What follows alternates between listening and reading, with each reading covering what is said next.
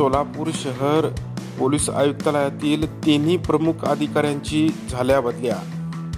राज्याच्या गृह विभागाने वरिष्ठ पोलीस अधिकाऱ्यांच्या तब्बल 52 बदल्या केल्या आहेत। त्यामध्ये सोलापूर शहर पोलीस आयुक्तालयातील पोलीस उपायुक्त विजय कबाडे, पोलीस उपायुक्त अजित बोराडे, पोलीस उपायुक्त दीपाली काळे या तिन्ही प्रमुख अधिकाऱ्यांच्या बदल्या झाल्या असून दीपाली काळे या मात्र सोलापूरलाच राहणार असून त्यांची नियुक्ती SRPF सोलापूरच्या समादेशक पदी झाली आहे। तर विजय कबाडे यांना नागपूर शहर उपायुक्त पदावर नियुक्ती देण्यात आली आहे। अजित बोराडे यांची नियुक्ती बृहन्मुंबई उपायुक्त पदावर झाली आहे। सोलापूर शहर उपायुक्त पदावर राज्य गुप्त वार्ता विभागाच्या उपायुक्त अश्विनी पाटील या येत आहेत।